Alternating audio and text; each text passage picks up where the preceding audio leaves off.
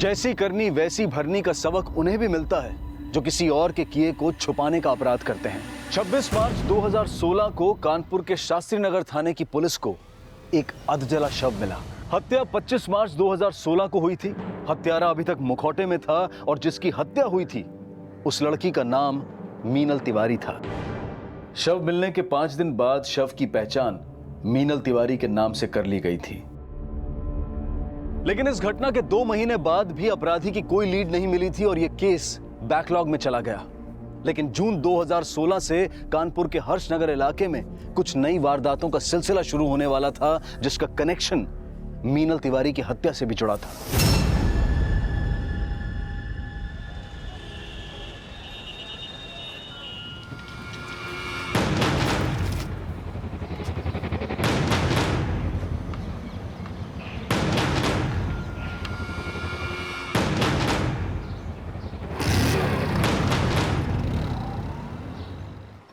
पाँच किलो काजू कतली और कैसी लग रही है जलेबी?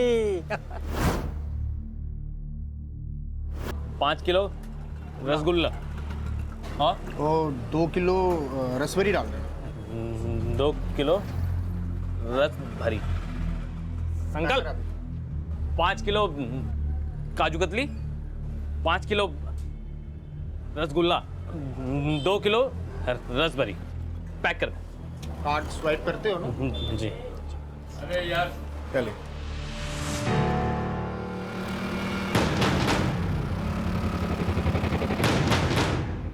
अरे साले साहब, गधा अगर सर पे ताज भी पहन लेना तो भी वो साम्राज्य डुबा ही लेता है। क्यों आप पापा जी का धंधा बिगाड़ रहे हो? हाँ, देखिए ये गिराइक सामने वाली दुकान पे जा रहे हैं आपकी वजह से। मुनीम जी, उत्तराधिकारी अब मैं। राजकुमारी को अपना बना लेने से ना राजा नहीं बन जाओगे जीजा जी।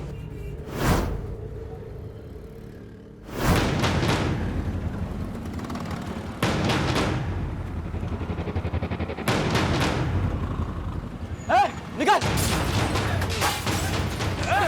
अरे अरे रुको!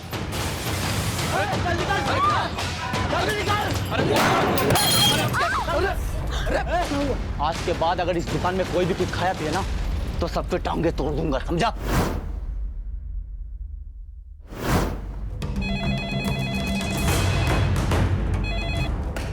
हेलो,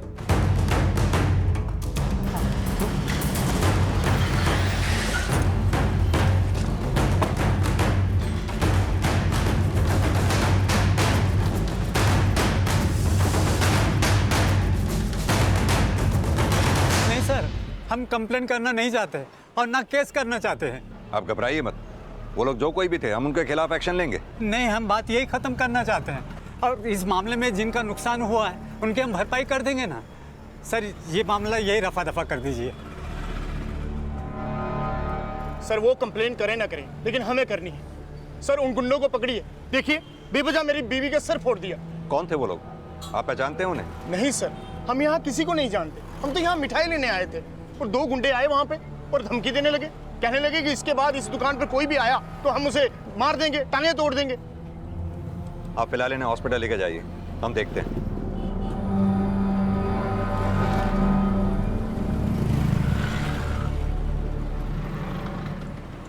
साहब, सीसीटीवी फुटेज दिखाने से तो हम आपको मना नहीं कर सकते, लेकिन इस सीताराम के पचड़े से हमें दूर रखिएगा।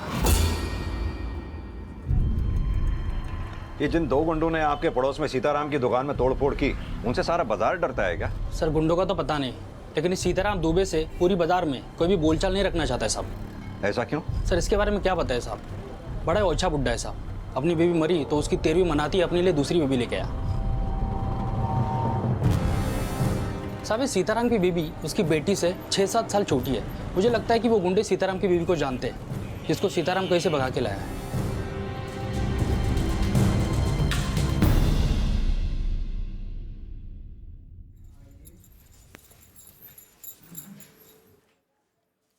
लाइए हम कर देते हैं। नहीं, हम कर लेते हैं ना। हल्दी वाला दूध ले आए आपके लिए।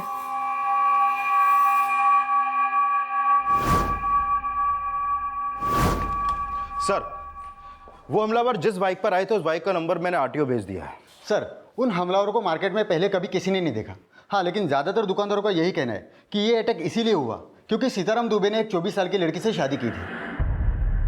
सर, कहीं ऐसा तो नहीं कि सीताराम ने उस लड़की से जबरन शादी की हो और केस इसलिए नहीं किया क्योंकि उसका भेद खुल सकता था। और सर, ये भी तो हो सकता है कि हमला करने वाले उस लड़की के जानने वाले हों। ये तो होना ही था। पापा जी ने कांड जो ऐसा किया है वो तो शुक्र मनाओ कि किसी को गोली नहीं लगी। जो आज होना अपने पापा की बदौलत ही हो। आहा, तुम तो उनकी तरफदारी करोगे ही। उन्होंने अपनी बेटी जो तुम्हारे नाम कर दी है, लेकिन उन्हें पता नहीं है कि तुम क्या चीज हो। उनका हिसाब किताब करते करते ना हमारी जिंदगी खराब कर दी है तुमने। तुमने अगर और बड़बड़ की ना, तुम्हारे भाई का टेटवा निकालकर तुम्हारे गले में फिट कर दूंगा।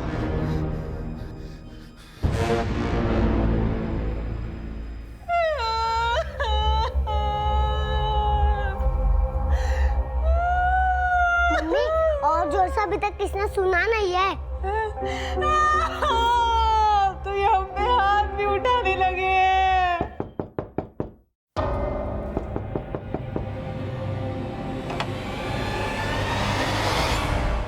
हमें सीताराम और उनकी पत्नी श्रद्धा से बात करनी है। हाँ, हम बुलाते हैं उनको। बुलाइए।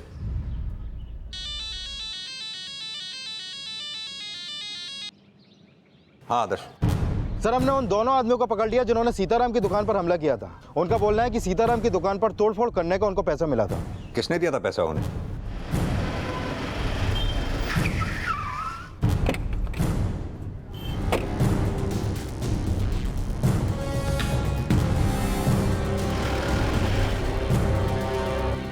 मालिक, श्यामदास सेठ को पुलिस पकड़ के क्यों ले गई?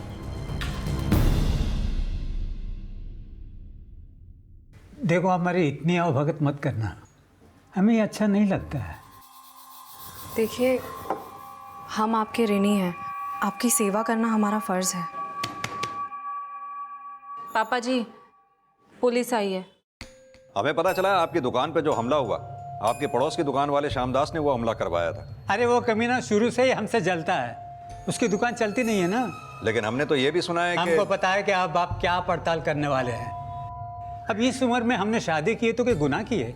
हमने ऐसा कब कहा? लेकिन क्या ये शादी आप दोनों की रजामंदी से हुई थी? हाँ, दरअसल हमारी स्वर्गवासी पत्नी की आखिरी इच्छा थी कि हम उसके मरने के बाद में दूसरा घर बसा ले, और इसीलिए तो हमने मैचमेकर.com पे अपना शादी का रजिस्ट्रेशन करवाया।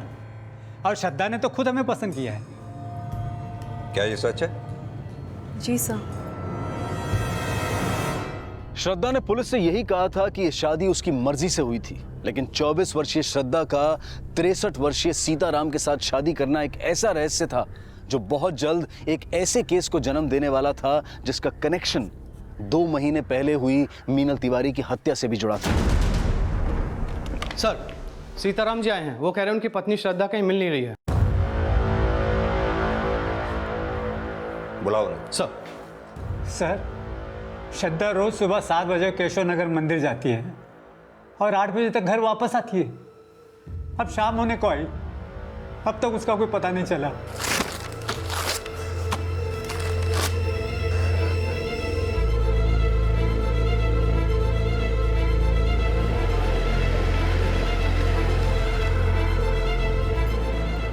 तुम लोग आसपास पूछताछ करो।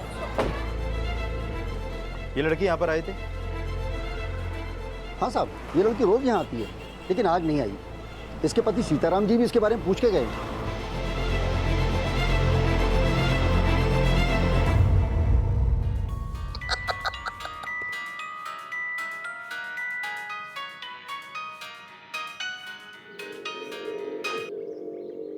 या तुम्हारी माँ गायब हो गई है और तुम यहाँ मजे कर रहे हो? हाँ? जीजा जी, हमारी माँ तो महीनों पहले ही भगवान को प्यारी हो गई। अच्छा, तो तुम उनको अपनी माँ मानते ही नहीं हो ना? उल्टा पापा जी से जलते हो कि तुम्हारा ब्याह करने के बजाय उन्होंने अपना ब्याह कर लिया है। कि ऐसा तो नहीं कि तुमने ही सासू माँ को गायब कर दिया है? तुम्हें बहुत अफसोस हो रहा है ना? घी बुरे खिलाती थी तुमको वो? सर, श्रद्धा का फोन सुबह 7 बजे हर्षनगर में बंद हुआ, जहाँ पर सीताराम का घर है। मैंने अभी मंदिर में पता किया, लेकिन वो आज सुबह मंदिर भी नहीं पहुंची। मंदिर और घर के बीच में उससे रिलेटेड कोई लीड भी नहीं मिली। श्रद्धा ने कहा था उसने सीताराम से शादी अपनी मर्जी से की थी। एक 24 साल की लड़की का 63 साल के आदमी से शादी करने का फैसला खुद का होगा।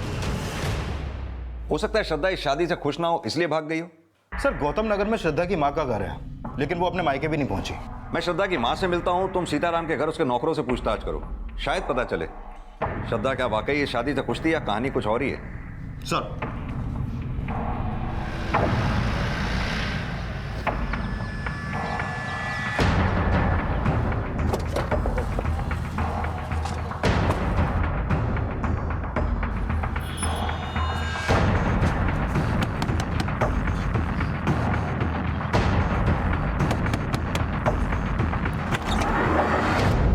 जी साहब। आप श्रद्धा की माँ हैं? जी हाँ साहब। श्रद्धा का कुछ पता चला क्या? अभी तो कुछ पता नहीं चला, लेकिन हमने सुना है श्रद्धा ने ये शादी अपनी मर्जी से की थी। क्या ये सच है? जी साहब। कहीं ऐसा तो नहीं आपने या श्रद्धा ने ये शादी सीताराम की दौलत देख के? नहीं साहब, बल्कि श्रद्धा की शादी उसकी मर्जी और उसकी खुशी से हुई थी। क्या कोई आपका ऐसा रिश्तेदार है जहाँ श्रद्धा जा सकती हो? ऐसा तो कोई रिश्तेदार नहीं है साहब। हाँ, बस उसका एक छोटा भाई है, संकल्प। कहाँ है वो? वो सीताराम जी के यहाँ ही नौकरी करता है। मालिक, श्रद्धा दीदी का कुछ पता चला क्या? हमसे क्या पूछता? मुनीम जी से पूछ, वही रखते हैं खबर उसकी। तो श्रद्धा ने शादी के बाद अपने भाई को सीताराम के यहाँ नौकरी दिलवा दी? जी नहीं साहब, वो शादी के पहले भी वही नौकरी करता था।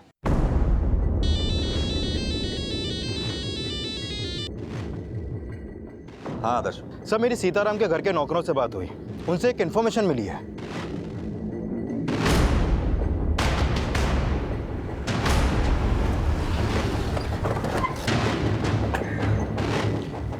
सर, सीताराम के पुलिस स्टेशन आने से पहले ही उनकी बेटी ने उनसे बोला था कि श्रद्धा किडनैप हुई थी। हाँ साहब, लेकिन सेठ जी ने उनकी बात नहीं मानी थी। सर, रितु ने झूठ बोला था हमको। लेकिन रितु ने कहा उसने श्रद्धा को किडनैप होते हुए देखा था। ये सच है ना? सर वो पापा जी, सर जाने दीजिए। क्या जाने दीजिए? जो भी बात है साफ साफ बोलिए। सर आप चुप रहिए। आपने श्रद्धा को किडनैप होते हुए देखा था? हाँ सर, लेकिन पापा जी ने हमारी एक बात नहीं सुनी। वो तो हमें झूठा समझते हैं। इनको तो हमारी किसी बात पे यकीन नहीं होता। कहाँ किडनैप हुई थी श्रद्धा? सर वो केशव नगर में एक सफेद रंग की गाड़ी थी और कुछ लोग उसे उठाकर लेके जा रहे थे। सर हम उसे बचाने भी गए और देखे ना, उस चक्कर में हमें भी चोट लग गई। आदर्श, इनके साथ जाओ, पता करो वहाँ क्या हुआ था। सर हम पहले वहाँ जाके देख के आए हैं, वहाँ ऐसे कुछ नहीं हुआ।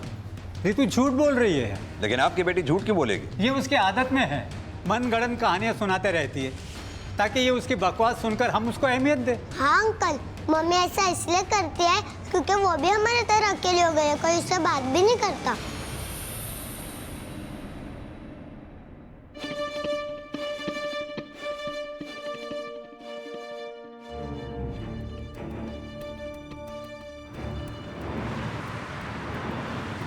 सर एक मिनट।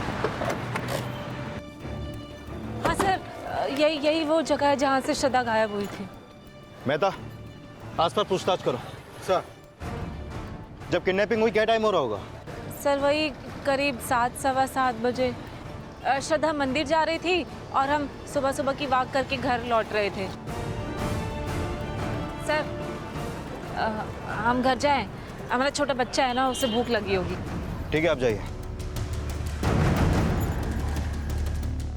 रितु के बयान के आधार पर पुलिस ने उस एरिया में पूछताछ की, लेकिन वहां न श्रद्धा की किडनैपिंग का कोई विटनेस मिला और ना ही उस एरिया की सीसीटीवी फुटेज से कोई क्लू। सर, सीताराम की बेटी ने जो जगह हमें दिखाई वहां पर पूछताछ भी की और वहां के सीसीटीवी फुटेज भी चेक किए, लेकिन ऐसा कुछ सामने नहीं आया जिससे पता चले कि वहां पर कोई किडनैपिंग भी हुई थी।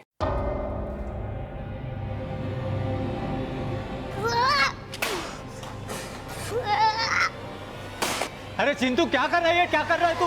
नहीं बेटी, ये कैसा? चिंटू क्या है? शांत हो जाओ।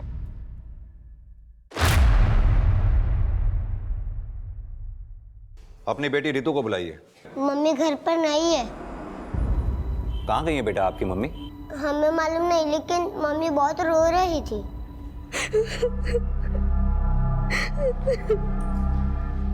मम्मी, या तो कोई नहीं है, आप किसको दिखाने के लिए रो रही हो?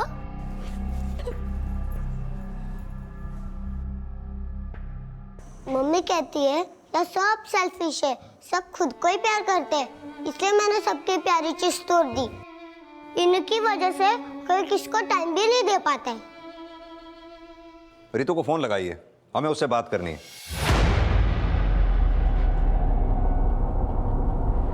आप जिस नंबर को डायल कर रहे हैं वो इस समय स्विच्ड ऑफ है। सर, रितु का फोन स्विच ऑफ आ रहा है। सीताराम जी, कहीं ऐसा तो नहीं रितु ने श्रद्धा को गायब किया और आपसे झूठ बोला हो? अब जब उसका झूठ पकड़ा गया तो वो खुद गायब हो गई। क्या सर, आप कुछ भी बोल रहे हैं? हम कुछ भी नहीं बोल रहे, श्रद्धा के गायब होने की वजह जानने की कोशिश कर रहे हैं। कहीं ऐसा तो नहीं इस घर में श्रद्धा से किसी को कोई प्रॉब्लम रही हो, या श्रद्धा को आप लोगों से? श्रद्धा खुद गायब हुई है या आप लोगों में से किसी ने उसे गायब कर दिया है?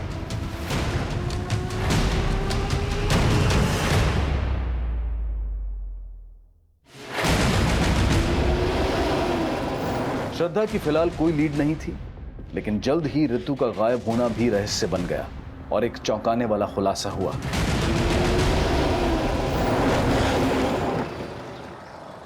सर, रितु का फोन यहीं पर बंद हुआ था और इसकी लाश भी हमें यहीं पर मिली है। ये देखिए सर, ये निशान लगता है गला घोंट के मारा गया। हमारी टीम आसपास पूछताछ कर रही है, शायद कोई लीड मिले।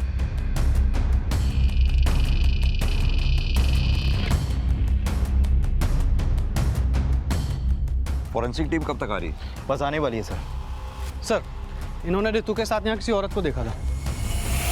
पहले तो इस औरत को हमने यहाँ अकेला देखा था।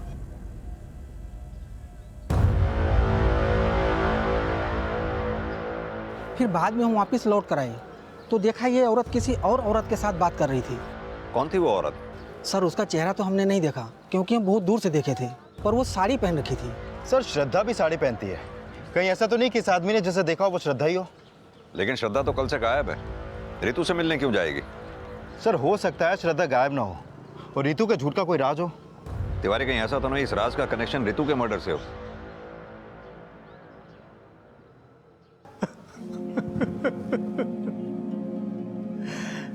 रितु का मर्डर हो गया।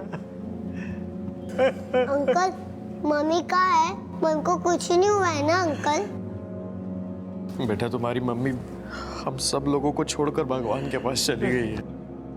मुझे मालूम है, आप सबने ही मम्मी को भगवान के पास भेजा है।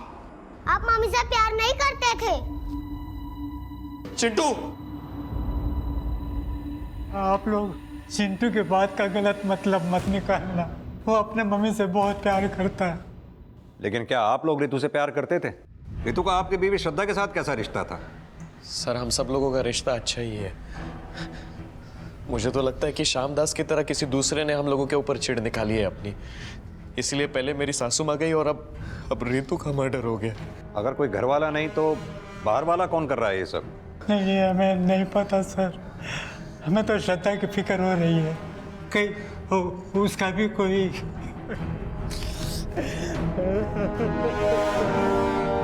सर, ये बाहर वाले नहीं, किसी घर वाले का ही काम लगता है। मैंने सीताराम के घर के आस पड़ोस में भी पूछताछ की। प्रॉब्लम उस फैमिली में है, वहाँ किसी की किसी से नहीं बनती।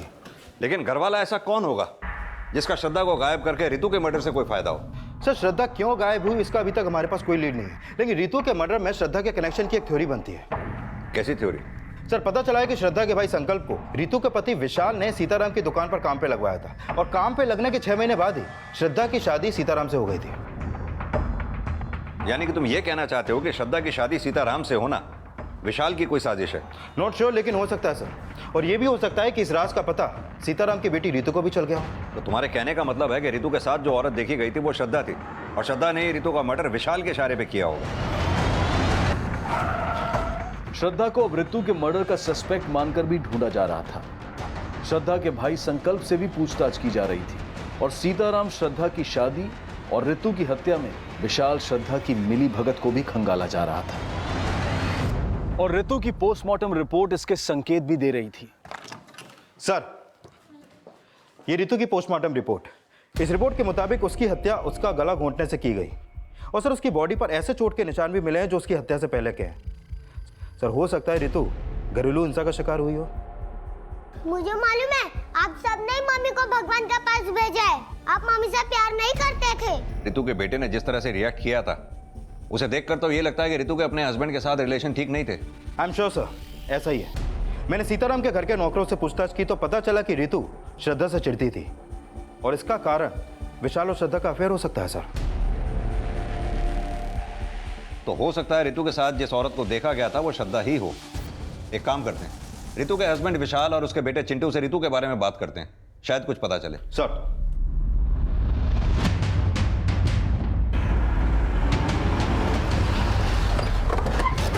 To into 1 is equal to 2, 2 into 2 is equal to 4।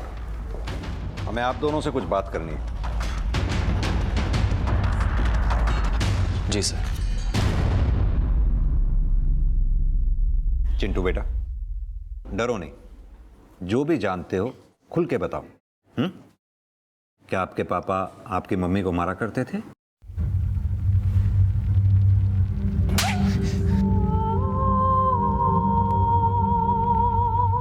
Sir मैं मानता हूं कि मैंने उसको 2-3 बार मारा है, लेकिन कभी इतना भी नहीं मारा सर कि उसको इतना गहरा घाव हो जाए, बल्कि वो खुद अपने आप को पीटती थी सर। रितु खुद अपने आप को क्यों पीटेगी? वो इसलिए ऐसा करती थी कि वो चाहती थी कि सब लोग उसको तवज्जो दें।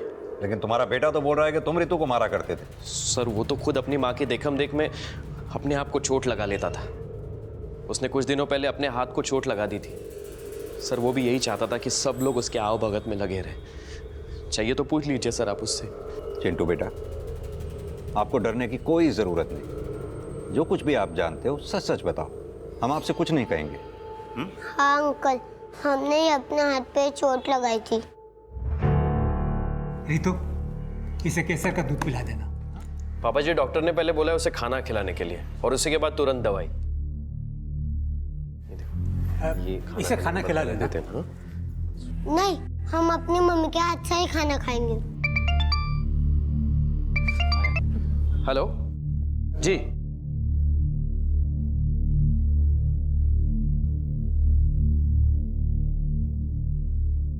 ये चोट तुमने अपने आप लगाई है ना? देखते ही पहचान गए थे। आखिरकार खून तो अपनी माँ का ही हो। हाँ? और हाँ, अगली बार अपनी आप भगत करानी हो ना तो अपनी मामा का सर फोड़ के आना, तो गोदी में बैठा के खिलाएंगे, समझे? चलो अब मुंह खोलो, लो तू सभी मम्मी के हाथ से ही खाएंगे। लेकिन क्यों बेटा? क्योंकि घर में हमसे कोई बात नहीं करता था। जब चोट लगी तब सब प्यार करने लगे, बाद में वापस वैसा ही हो गया। लेकिन आपसे ऐसा करने के लिए किसने बोला? किसी ने भी नहीं। जब हमने देखा कि मम्मी खुद को बेल्ट से मारी थी और नाना जी और पापा को कहा कि पापा जी, ये अमित ने हमें बेल्ट से मारा। उसने कहा कि हम चिंटू और विशाल जी को लेके यहाँ से चले जाएं, और अगर हम इस घर से नहीं गए ना तो हमें जान से मार देगा।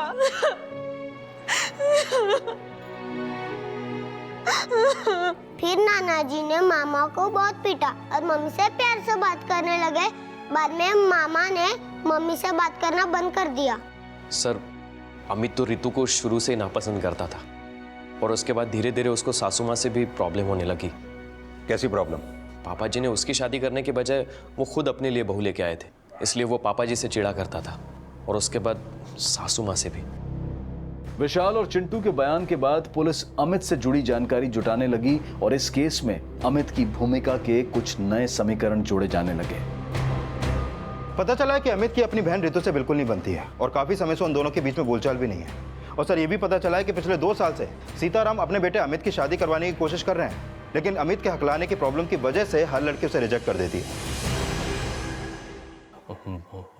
वो हमें रिजेक्ट नहीं करती थी, हम उन्हें रिजेक्ट करते थे। क्यों? तुम शादी नहीं करना चाहते थे क्या? अच्छी लड़की मिलेगी तो जरूर करेंगे सर, लेकिन अभी तक मिली नहीं। लेकिन तुम्हारे पापा जी को तो मिल गई थी। क्या खाक मिल गई थी? एक नंबर की लालची थी। उसने पापा जी से नहीं, उनकी दौलत से शादी की। लेकिन तुम्हारे पापा जी को तो लगता था कि वो सठिया गए सर। हमें तो लगता सर कि वो श्रद्धा पापा जी को चूना लगाकर भाग गई, और पापा जी किसी को बता नहीं रहे हैं क्योंकि उनकी इज्जत पर बात है ना। अगर ऐसा था तो तुम्हें कैसे पता चला? हम पापा का चेहरा पढ़कर समझ गए। चेहरा तो तुमने अपनी बहन का भी पढ़ लिया होगा। सुना है बड़ी प्रॉब्लम थी तुम्हें रितु से। उससे तो सभी को प्रॉब्लम थी सर, और सबसे ज़्यादा जीजा जी को। दीदी को धोखा दे रहे थे। कैसा धोखा? हमने बताया ना सर, श्रद्धा बहुत चालाक लड़की थी सर। एक तरफ हमारे जीजा जी से चक्कर चला रही थी, और दूसरी तरफ मौका देखते ही पापा जी को लूट कर भाग गई। साहब, श्रद्धा अपने सारे गहने जेवर यहीं छोड़ के चली गई, और आप ये कहते कि उसने हमको चुना लगाया? हम नहीं कह रहे, आपके बेटे ने कहा है। वो श्रद्धा पापा जी को चूना लगाकर भाग गई। ऐसा कुछ नहीं हुआ साहब। आपके बेटे अमित और दामाद विशाल, इनके बारे में आपकी क्या राय है? क्या इन्होंने यह कांड किया होगा? साहब, ना तो ये कांड हमने किया है, ना हमारे दामाद या बेटे ने। ये जरूर किसी बाहर वाले का काम है। फिलहाल इस केस में पुलिस को किसी भी बाहर वाले का हाथ होने का कोई क्लू नहीं मिला था। शक के घेरे में अब तक सिर्फ घर वाले थे। सीताराम, अमित, विशाल सब रडार पर थे, और इसी दौरान पुलिस को एक ऐसी इंफॉर्मेशन मिली जिसने इस केस का रुख ही बदल दिया। सर, जिस दिन श्रद्धा गायब हुई उसी शाम मीरपुर पुलिस को एक लाश मिली थी। उस लाश की पोस्टमार्टम रिपोर्ट के मुताबिक उसकी हत्या उसके सर पे किसी भारी चीज से वार करने से की गई, और फिर उसका चेहरा जला दिया गया। और सर, पोस्टमार्टम रिपोर्ट के मुताबिक उसकी उम्र 24 साल के आसपास की होगी। और सर, उसके पास से सीताराम की मिठाई की दुकान का विजिटिंग कार्ड भी मिला था। ये श्रद्धा के घर वालों को शिनाख्त के लिए बुलाओ। बोलिए। क्या बोलिए सर, इसका तो चेहरा भी जला हुआ है। कैसे पहचानेंगे कि ये श्रद्धा है? इस बॉडी के चेस्ट में राइट साइड में एक तिल है। ये क्या श्रद्धा की बॉडी पे ऐसा कोई तिल था? इसके बारे में तो हमें कुछ नहीं मालूम। सर, कोई प्रेग्नेंट लड़की मरे तो उसके जांच से ये पता चल सकता है कि वो प्रेग्नेंट थी। श्रद्धा प्रेग्नेंट थी? जी सर, दरअसल पापा जी सासू माँ ने मुझे नहीं, मेरा मतलब है कि रितु को इसके बारे में बताया था। ऐसा रितु ने मुझे बताया था। जी, ये लड़की तो प्रेग्नेंट नहीं थी। सीताराम जी, हाँ, क्या श्रद्धा प्रेग्नेंट थी? इसके बारे में हमें कुछ पता नहीं है। हाँ, शायद हमारे बेटी को बताया हो।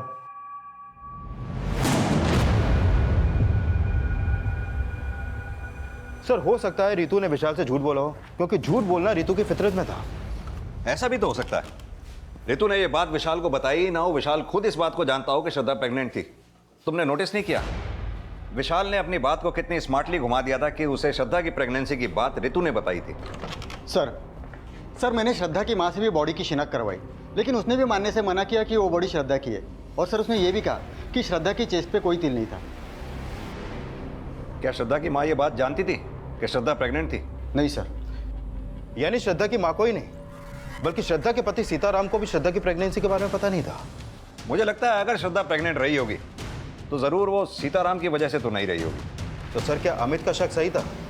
वाकई में विशाल और श्रद्धा के बीच में कोई अफेयर रहा होगा? हमें चाकू दिखा के नाटक कर रहा था ना।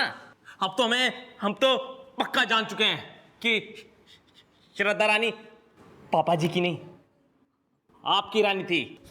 वो देखो अमित, हमारा मुंह मत खुलवाओ, नहीं तो क्या बकवास बंद करो। क्या? हाँ, क्या कर लेंगे? अगर श्रद्धा और विशाल का अफेयर था तो श्रद्धा कहाँ है ये विशाल को जरूर पता होगा।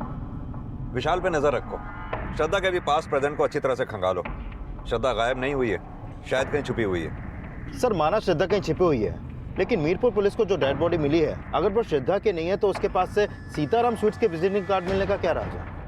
इस केस में ऐसे कई और राज भी थे जो परत दर परत खुलने वाले थे, लेकिन जल्द ही मीरपुर पुलिस ने उस बॉडी की पहचान पता कर ली जिससे पहले श्रद्धा की लाश समझा जा रहा था। बॉडी का डीएनए होना अभी बाकी था, लेकिन लड़की की पहचान सोनम शर्मा के नाम से उसकी मां मीनाक्षी शर्मा द्वारा की गई। जब हर्षनगर पुलिस सोनम की मां मीनाक्षी से मिली तो सामने आया कि सोनम का सीताराम स्वीट्स में भी अक्सर आना जाना था। मीरपुर पुलिस को इस लड़की की लाश मिली थी। उनका कहना है इस लड़की का अक्सर आपकी दुकान पर आना जाना था। सर यहाँ तो रोज कई ग्राहक आते जाते रहते हैं, अब पता नहीं ये आती थी या नहीं। सर, इस लड़की को हमने कई बार यहाँ देखा है। वो बड़े मालिक से मिलने आई थी। तुम श्रद्धा के भाई संकल्प हो ना? जी जी। बड़े मालिक कौन? सीताराम? जी सर। उनसे क्यों मिलने आती थी? अब ये तो हमको नहीं पता सर। अच्छा, हमें पता चला है सीताराम के दामाद विशाल ने तुम्हें यहाँ नौकरी पे रखवाया था। क्या विशाल श्रद्धा को पहले से जानता था? नहीं सर, वो हमको जानते थे और हमको ये बात समझ में नहीं आई कि श्रद्धा दीदी ने बड़े मालिक से शादी क्यों की। हम तो शादी के खिलाफ थे और माँ दीदी के सामने हमारी एक भी नहीं चली। ठीक है, जाओ। हेलो सर, श्रद्धा के बारे में गौतम नगर पुलिस स्टेशन से एक इन्फॉर्मेशन मिली है। गौतम नगर? ये तो वही जगह है जहाँ श्रद्धा अपनी माँ के साथ रहा करती थी। Yes sir. सर, श्रद्धा की माँ ने 2 महीने पहले उसकी मिसिंग कंप्लेंट करवाई थी, लेकिन उसके अगले ही दिन उसने वो वापस ली। पता करो श्रद्धा की माँ ने वो कंप्लेंट वापस क्यों ली थी और श्रद्धा उस दौरान थी कहाँ पर। Yes sir. और सोनम और सीताराम के कनेक्शन का भी पता करो। हो सकता है रितु और सोनम के मर्डर और श्रद्धा के गायब होने का आपस में कोई कनेक्शन हो। सर, इन कनेक्शंस का कनेक्शन जल्द ही मीनल तिवारी से भी जुड़ने वाला था, जिसकी हत्या 2 महीने पहले हुई थी। और पुलिस को यह भी पता चल गया था कि 2 महीने पहले श्रद्धा की मां द्वारा श्रद्धा की मिसिंग कंप्लेंट फाइल करने की वजह क्या थी।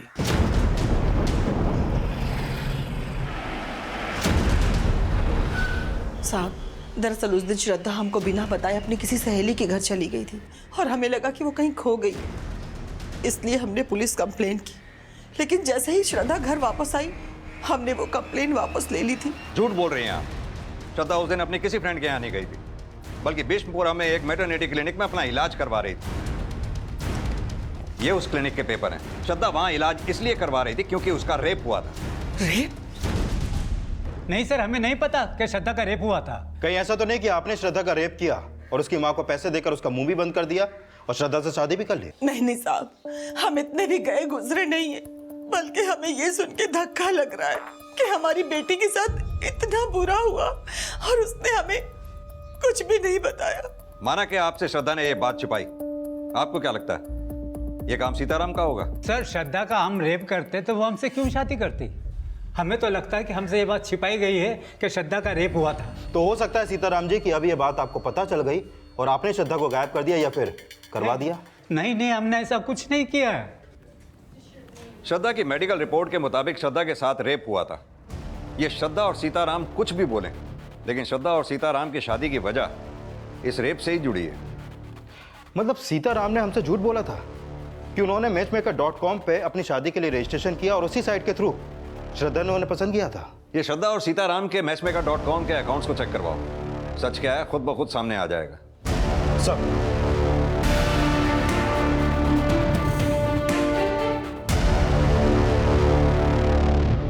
सर, मैचमेकर.com पर सीताराम का तो अकाउंट है, लेकिन उस साइट पर श्रद्धा का कोई अकाउंट नहीं है।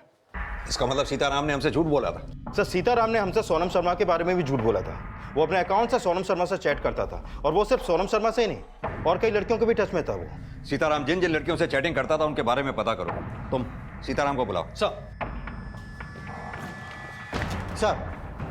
हमें श्रद्धा की एक ईमेल आईडी का पता चला है जो अभी भी एक्टिव है। पिछले दिनों श्रद्धा उसी आईडी के थ्रू यूट्यूब चैनल पे गर्भ संस्कार के वीडियो देख रही थी। सर, उनके वीडियो तो प्रेगनेंसी से संबंधित होते हैं, यानी श्रद्धा प्रेग्नेंट है, उसका ईमेल आईडी भी एक्टिव है, मतलब वो गायब नहीं है। सर, लास्ट टाइम उसने जिस आईपी एड्रेस के थ्रू लॉगिन किया था वो आगरा के एक साइबर कैफे गए। आगरा पुलिस से कांटेक्ट करो, पता करो श्रद्धा खुद साइबर कैफे गई थी या फिर कहानी कुछ और ही है। सर, सीताराम के नंबर पे कॉल किया तो उसके दामाद विशाल ने फोन उठाया। सीताराम ने सुसाइड कर लिया। क्या?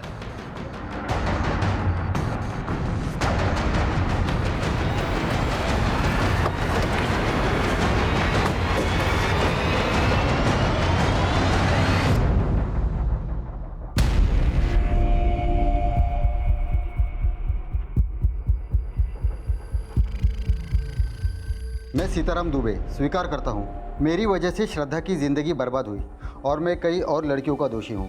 मैं अपना गुनाह कबूल करता हूँ, इसलिए आत्महत्या कर रहा हूँ। सीताराम दुबे।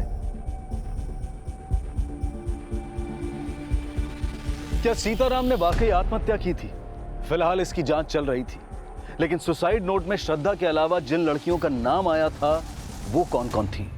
सर, सीताराम के मैट्रिमोनी अकाउंट से उनकी जिन जिन लड़कियों से चैटिंग होती थी उसमें सोनम के अलावा एक मीनल तिवारी नाम की भी लड़की थी, और 2.5 महीने पहले मीनल की भी हत्या उसी तरीके से हुई जिस तरीके से सोनम की हुई थी। मीनल और सोनम की तो हत्या हुई, लेकिन श्रद्धा के गायब होने का क्या राज हो सकता है?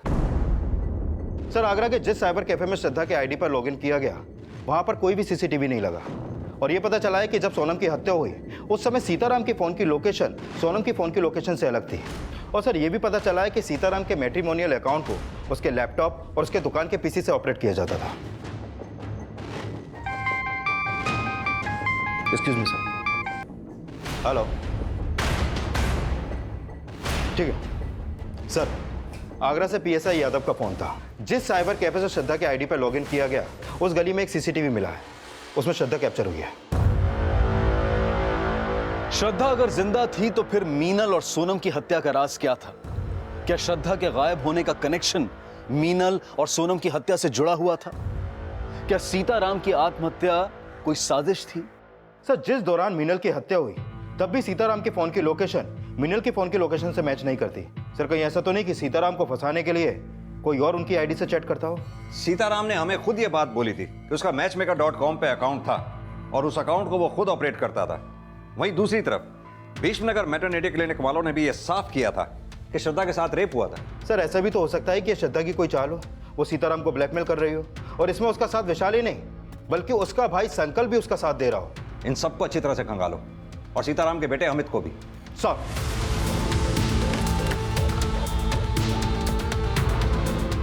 पुलिस हर सस्पेक्ट को खंगाल रही थी और जल्द ही श्रद्धा को आगरा के एक आश्रम से अरेस्ट कर लिया गया। सर, हम अपनी मर्जी से गए थे, भागे नहीं थे। सर, हमारी वजह से सीताराम जी को बहुत बदनामी सहनी पड़ रही थी। 2 महीने पहले तुम्हारे साथ दुष्कर्म हुआ, हाँ या ना? हाँ सर, लेकिन कौन था वो दोषी? सर, हमें नहीं पता। सर, हमें तो किसी ने बेहोश किया और फिर हमारे साथ। किसी ने तुम्हें बेहोश किया या तुमने सीताराम को बेहोश करके उन्हें ब्लैकमेल किया, उनसे शादी कर ली, और जब ये राज रितु को पता चला तो रितु को भी मार डाला? क्या रितु दीदी का मर्डर हो गया? रितु ही नहीं, सीताराम जी की भी मौत हो गई है। सीताराम जी? नाटक करने की कोई जरूरत नहीं है अब। नहीं सर, हम नाटक नहीं कर रहे हैं। सर, हमें नहीं पता हमारे जाने के बाद यहाँ क्या क्या हो गया। श्रद्धा अपने बयान पर कायम रही कि ना तो वो ये जानती है कि उसका रेप किसने किया था, और ना ही रितु के मर्डर और सीताराम की मौत के बारे में उसे कुछ पता था। लेकिन ये साफ था कि वो प्रेग्नेंट थी, और उसकी इस हालत को देखते हुए फिलहाल पुलिस ने उसे रिहा कर दिया। लेकिन पुलिस को जल्द ही इस केस में एक स्ट्रॉन्ग लीड मिली। सर, सीताराम की आईडी से जिन लड़कियों से चैटिंग की जाती थी उनमें से एक लड़की से मेरी बात हुई। ये उसकी फोटो, इसका नाम आकांक्षा है। इससे सीताराम मिला था? हाँ सर, वो इससे अमित के किए की माफी मांग रहा था, क्योंकि सीताराम का अकाउंट अमित ऑपरेट करता था, और जहां पर मीनल और सोनम का मर्डर हुआ वहां भी अमित का फोन एक्टिव था।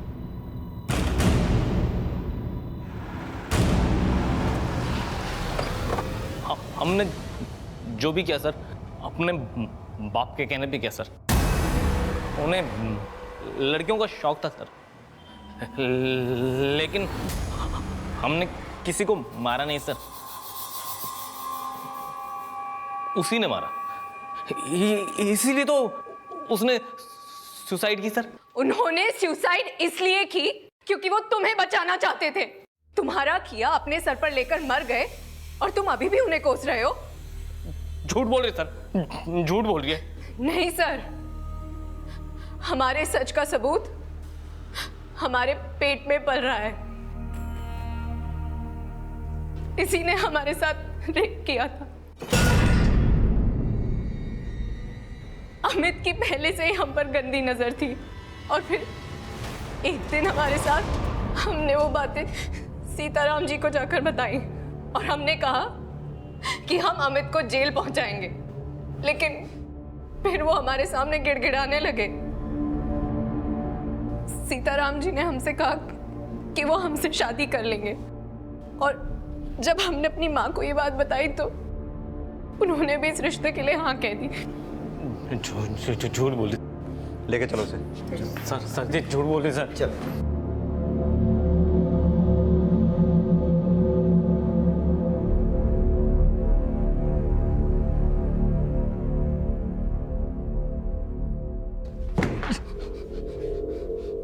हमें लड़कियों से नफरत है। सब सेल्फिश होती हैं, सबको सिर्फ पैसे से प्यार होता है। मीनल और सोनम ये बात जानती थी कि तू अपने बाप के अकाउंट से उनसे चैट करता था? हाँ, और उनको कोई ऐतराज भी नहीं था। सब हमसे रिश्ता रखे हुए थे, क्योंकि हमारा बाप पैसे वाला था ना। लेकिन हमने किसी को चेप नहीं होने दिया। लेकिन जब मीनल चेप हुई तो उसको मार दिया।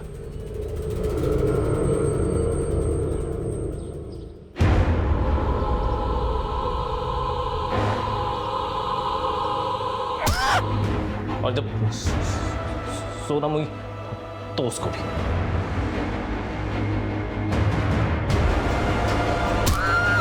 हमारा बस चलता तो हम श्रद्धा को भी मार देते। लेकिन अपनी बहन रितु को क्यों मारा? हमने रितु को नहीं मारा। अमित ने रितु का मर्डर नहीं किया था, और सीताराम की पोस्टमार्टम रिपोर्ट और सुसाइड नोट पर मिली हैंडराइटिंग के सीताराम की हैंडराइटिंग से मैच होने की वजह से यह माना जा रहा था कि सीताराम ने आत्महत्या ही की होगी। लेकिन रितु की हत्या किसने की थी? सर, श्रद्धा की मां लक्ष्मी की एक इंफॉर्मेशन मिली है।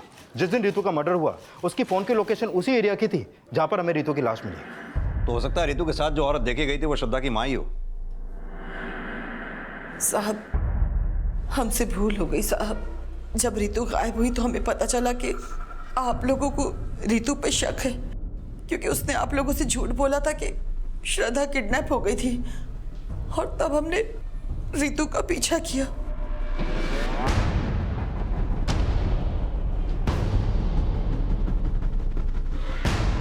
आप यहाँ पे क्या कर रहे हैं? मेरी श्रद्धा कहाँ है? हमें नहीं पता कि श्रद्धा कहाँ है। आप हमसे क्यों पूछ रही हैं? देखो, मैं फिर से तुमसे पूछ रही हूँ और अच्छे से पूछ रही हूँ कि श्रद्धा कहाँ है, तुम बता दो मुझे। हम नहीं जानते कि श्रद्धा कहाँ है। तू बोलेगी कि नहीं? अरे मेरा हाथ छोड़, क्या कर रही हो? साहब, तब हमें अपनी बेटी की फिक्र थी, इसलिए। तुम्हें अपनी बेटी की फिक्र थी कब? उसका रेप हो गया, उसे इंसाफ दिलाने के बजाय उल्टा उसी घर में ब्याह दिया जिस घर में उसका रेपिस्ट रहता था।